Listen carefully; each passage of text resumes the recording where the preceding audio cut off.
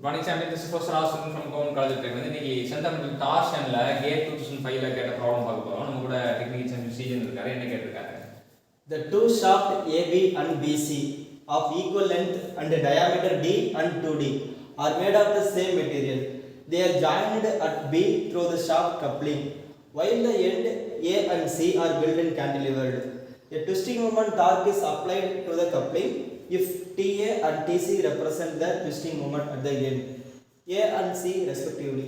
So என்ன பார்த்துருக்காங்க, ரெண்டு ஷாஃப்ட் இருக்கு, ரெண்டு பேர் லென்த் ஈக்குவல், இது diameter D, இது diameter 2D. ஸோ ரெண்டு டார்க்குக்கும் வந்து ரிலேஷன் கேட்குறாங்க. ஸோ டார்க் வந்து நமக்கு இங்கே தான் கொடுக்குறாங்க, இங்கே கொடுத்துருக்காங்க. இது T அப்படின்னா, ஸோ இங்கே வந்து ஏன்றதுல டிஏ ஆக்ட் ஆகும், இது டிபி ஆக்ட் ஆகும் எப்படின்றாங்க. ஸோ நமக்கு என்ன நம்மளோட புரிதல் என்னன்னா, தீட்டா ஏ வந்து தீட்டா பிக்கு ஈக்குவல் இருக்கும் TL by GJ.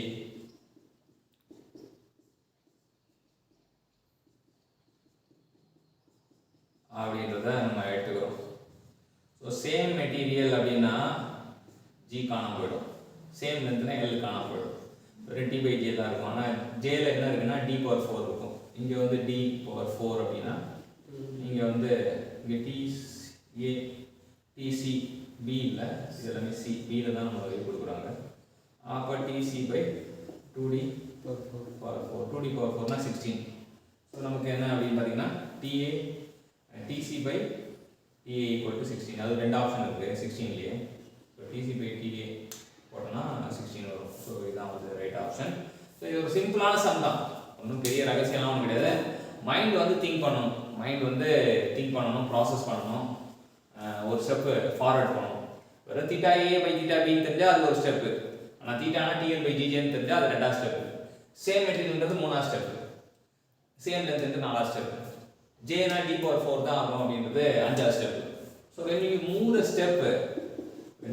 the step one step forward அப்படின்னா ஆட்டோமேட்டிக்காக ஆன்சர் வந்துடும். ஆனால் இங்கே எல்லாருக்குமே என்ன தெரியாது அப்படின்னா, அந்த ஒரு ஸ்டெப் நகர்ந்து போகணும், கடந்து போனால் தான் தீர்வு கிடைக்கும்.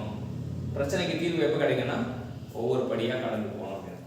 ஸோ தீட்டாக்கு ஃபார்முலா தெரிஞ்சுக்கிட்டோம். சேம் மெட்டீரியல் ஜி ஈக்குவல், ஏன்னா ஜி வந்து material property shear modulus. Same length L equal, இங்கே எல் அடிதடி வெட்டு குத்து. ஸோ இந்த இன்னைக்கு என்னன்னா, இந்த கேட் 2005ல கேட்ட ப்ராப்ளம் சீஜனால் தெரிஞ்சுக்கிட்டோம். Thank you champions.